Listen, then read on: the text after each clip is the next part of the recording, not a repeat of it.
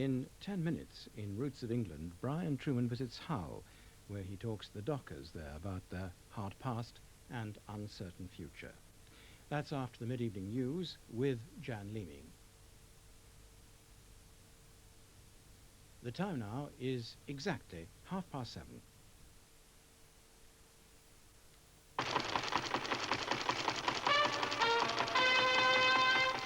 Last-minute attempts to prevent a national crisis in Poland are successful. The government and unions issue a joint statement. The general strike threatened by the independent union Solidarity for tomorrow has been called off. After 7 hours of talks today between the government and the union, a statement was issued an hour ago saying the strike was suspended.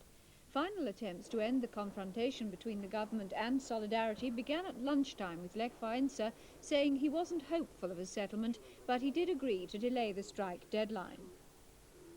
The Deputy Prime Minister, Mr. Rakowski, arrived at the meeting under pressure from party members who'd already heavily criticised the way the talks were being handled.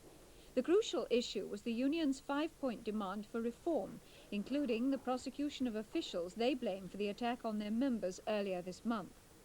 The statement issued after the meeting gave no details of any agreement, but the union said it would call a full committee meeting in Gdansk tomorrow, which would decide the fate of the national strike. The government has rejected criticism of its economic policies by 364 leading economists. The group, including university professors and chief economic advisers to previous governments, had told the Prime Minister in a statement that the time has come to reject monetarist policies and consider urgently which alternative offers the best hope of sustained economic recovery. The Treasury, in a statement, replied that it was conspicuous that the economists were unable to specify any agreed alternatives. The Governor of the Bank of England, Mr. Gordon Richardson, has told a Commons committee it would be dangerous and improper for the government to relax its policies. Questioned about whether the recession was coming to an end, Mr. Richardson said that was difficult to predict. The engineering firm of Vickers has told 650 workers, many of them making tanks and other defence equipment, that they're to lose their jobs. They're all employed at the company's Elswick works on the Tyne. When the redundancies were announced, several hundred workers walked out in protest. For details of the redundancies, this report by Tony Baker. When Vickers unveiled their Valiant battle tank last year, it was hoped this would secure jobs on Tyneside. But in 10 months, no orders either from the Ministry of Defence or foreign governments have been forthcoming. Against that background, the workforce in the Defence Systems Division is being cut by 400. A further 220 employees will be made redundant in the Non-Ferrous Metals Division. In its heyday, 20,000 people were employed here making wartime armaments. The cuts announced today will see that figure down to just 700, and there's only one order to secure work through to the middle of next year. 46 Mark III tanks and armoured recovery vehicles are being completed for export, but more orders are vital if a survival plan, codenamed Dreadnought, is to succeed. That involves building a new £7.5 million complex within the Tyneside Enterprise Zone. The company says it has to get out of old, uneconomic buildings if it's to survive at all.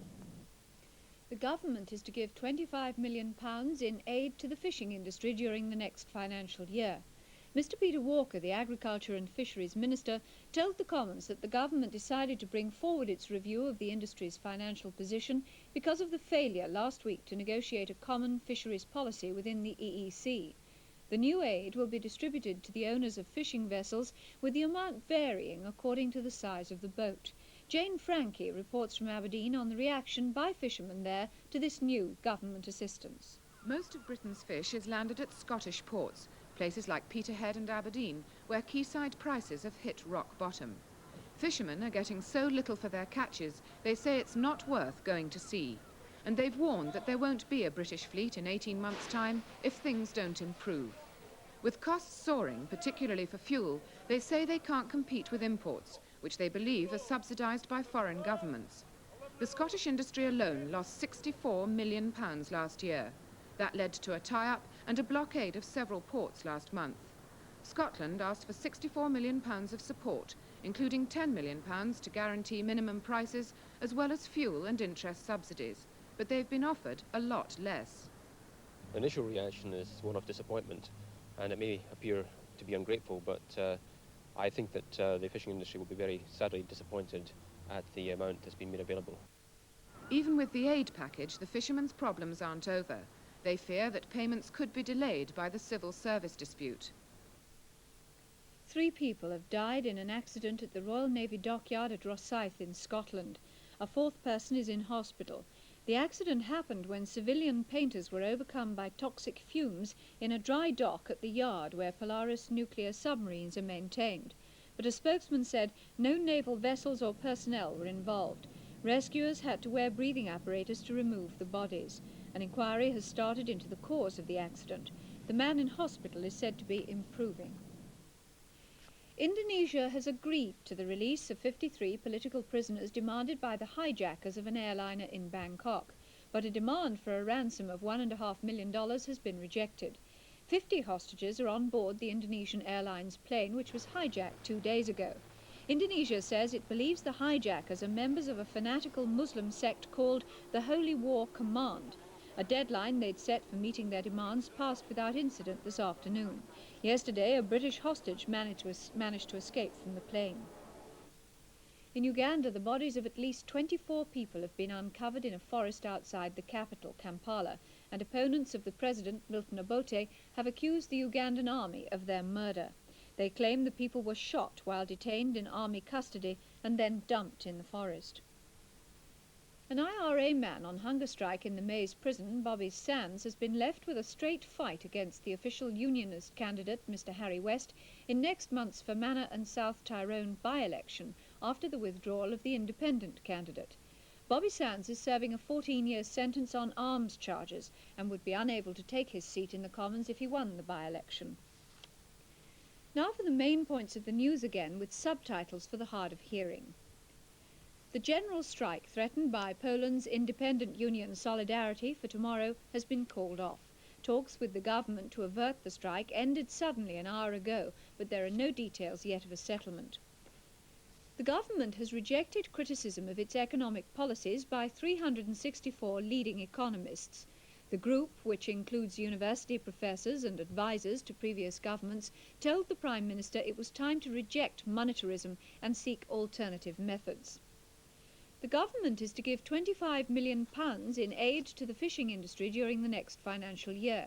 An early review of the financial position was made because of the failure last week to negotiate a common fisheries policy within the EEC. 3 people have died and a 4th has been taken to hospital after an accident at the Royal Navy dockyard at Rosyth in Scotland. The accident happened when the civilian painters were overcome by toxic fumes while they were working in a dry dock.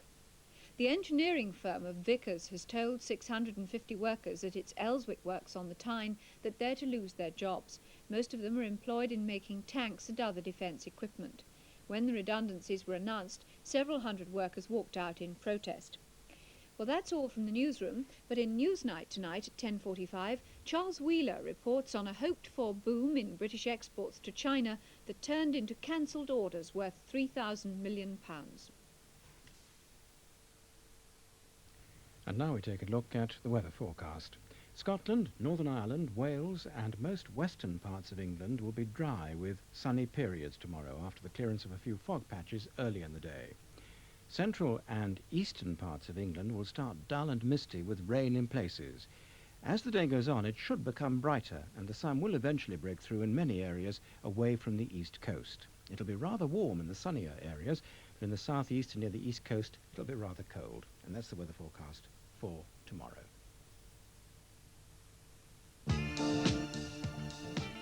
Now look at programmes for the rest of this evening on BBC2. In a moment, Roots of England. At 8:15, Marty Kane. Bad girl, talking about the sad girl. At 9 o'clock, Yes Minister. Welcome, Minister. Yes, it's great then.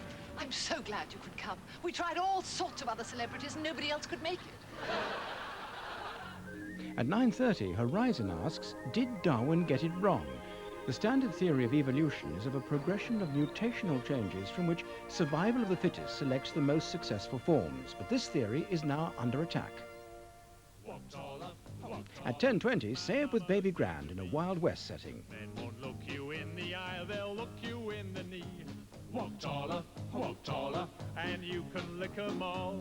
I'm sorry, Mama, I'm leaving town to take... With Newsnight at 10:45, these are programmes tonight, here on 2. Well, all that's later on. Because now we join Brian Truman as he continues his journey around Britain, digging into the island's roots. This week, he visits Hull.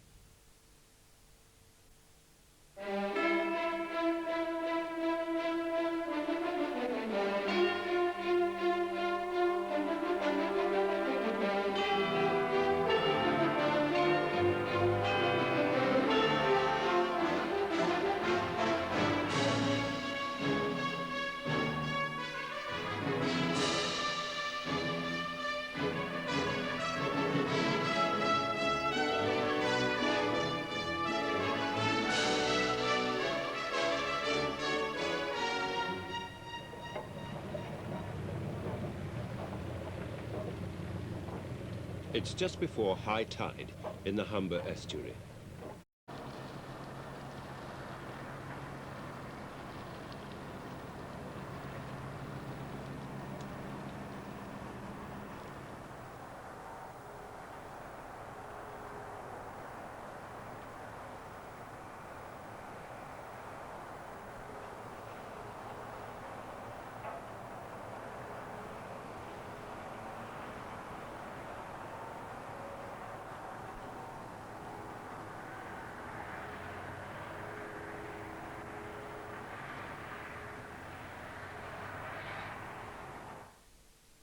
Next week, Brian Truman goes to the Cotswolds to visit a village called Geiting Power, which was bought in 1958 by a Scots-born Wiltshire farmer, Raymond Cochrane, accepting with it the title of Lord of the Manor and the challenge of a semi-derelict village asking desperately for help. Mr. Cochrane took up the challenge, and as you'll discover next Monday evening at 7:40, the village now boasts a complete success story. Later tonight, Horizon asks, did Darwin get it wrong? Just along the coast from Lyme Regis in Dorset, the sea has undermined cliffs to expose the layered rocks laid down in a warm, shallow sea. And scattered on the beaches are abundant fossils of ancient and now extinct forms of life. Darwin staked his whole theory of evolution on his claim that the geologists of his time had not looked carefully enough to find the millions of missing links that his theory predicted. But even after 120 years, few or none have yet been found. Did Darwin get it wrong? Horizon investigates tonight at 9:30. You're watching BBC2.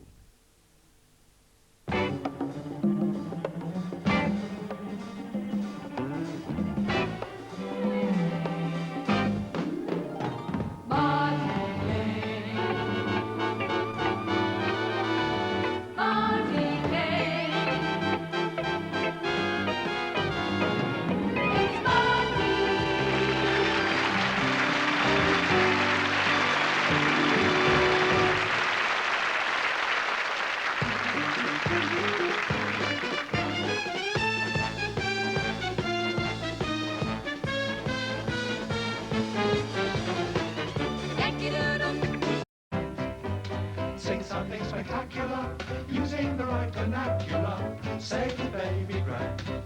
Once our Secret Service was one you could rely on. Now it seems that no one's sure exactly who to spy on. We believed that they could keep a secret without fail. They kept a few from Maggie, but not from the Daily Mail. Yeah! Say to baby grand. Set the music all verbally. Don't hide away my pervally. Say to baby grand. Yeah! For 15 years old Ronald Biggs has lived a life of ease. He's been a great embarrassment to all our British police. To save our pride, I wish the SAS would plan a scheme to send Biggs to Brazil and to bring back our cricket team. Ha! Woo! Say to baby grand. Set the music all verbally. Don't hide away my pervally. Say to baby grand. Got you. We'll let the ivories tickle us. Let's revel in the ridiculous. Say it, say it, say it, say it, say it. I did it last time. Who is Barton?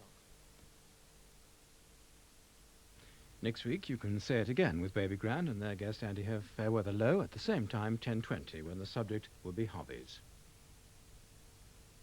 Now on to, it's time for this Monday's News Night.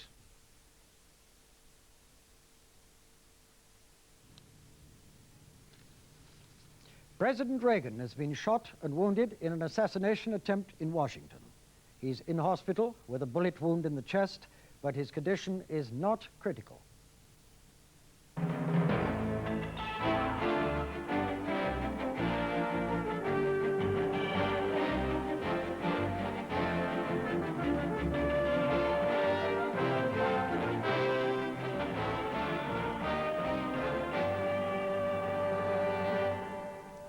Good evening.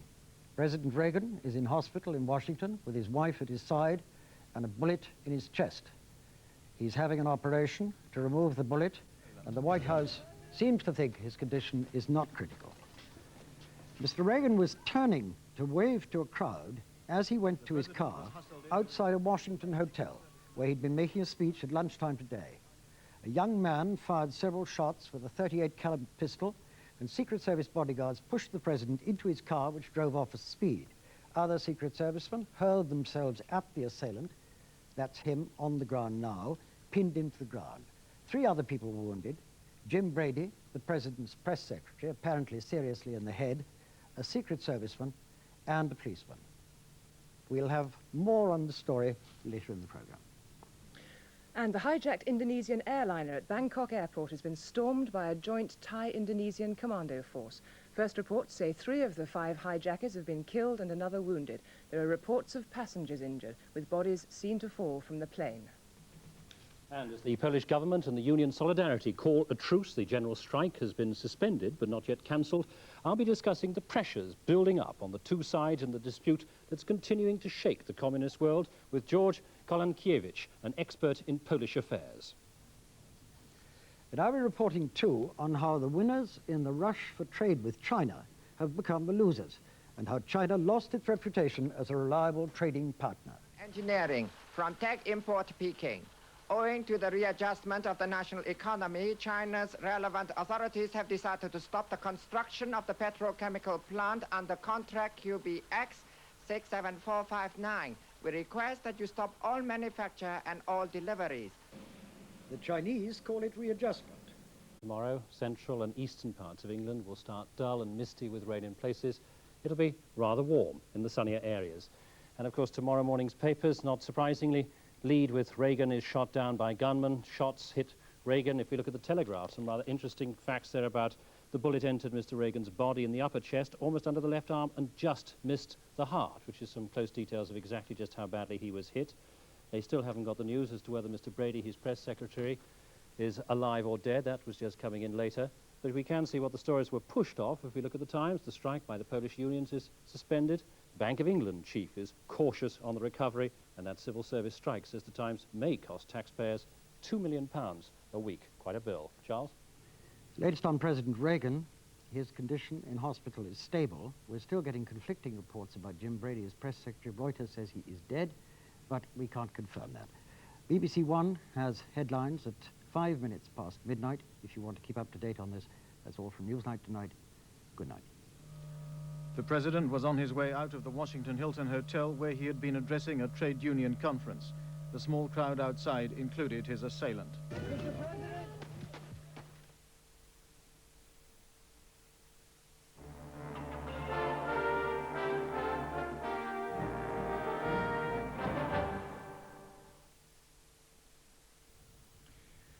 The Today programme on Radio 4 in the morning will be bringing you the latest live reports and developments from Washington on the assassination attempt on President Reagan's life.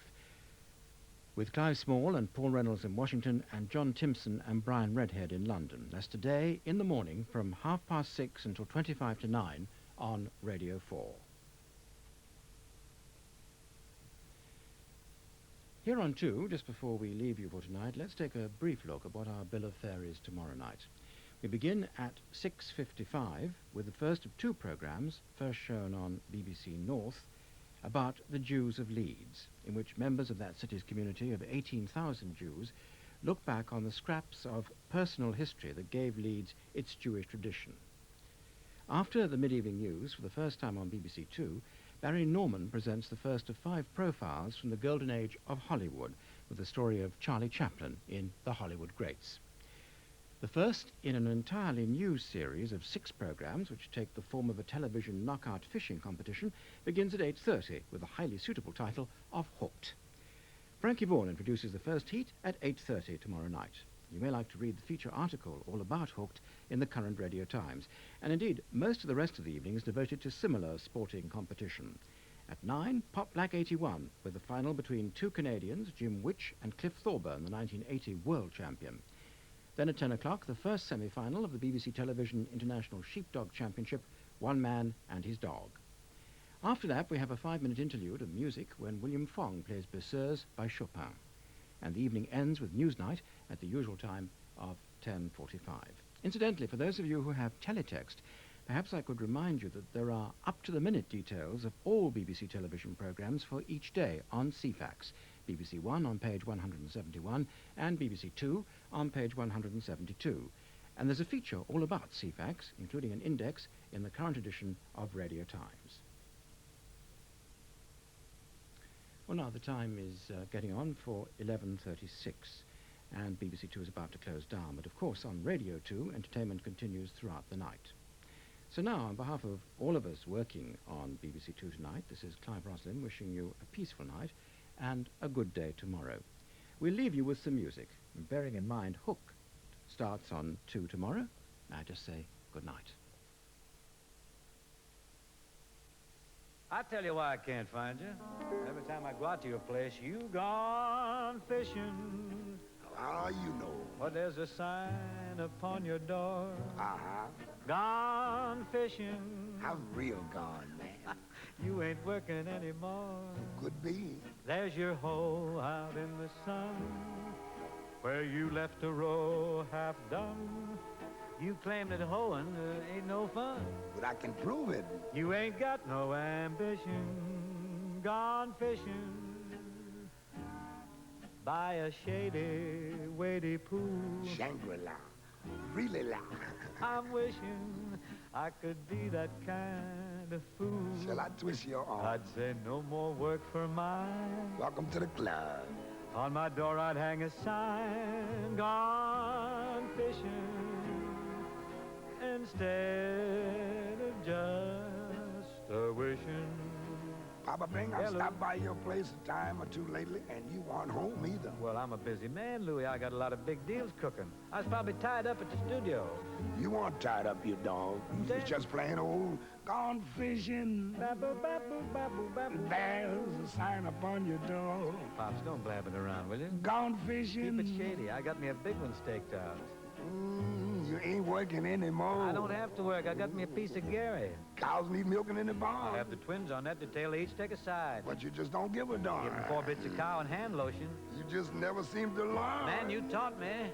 You ain't got no ambition. You're convincing. Gone fishing. Got your hound dog by your side. That's old Cindy Lou going with me. Gone fishing. Please, a biting at his hide. Get away from me, boy, you bother me. Folks won't find us now because Mr. Satch and Mr. Cross, we gone fishing instead of just a wishing. Oh.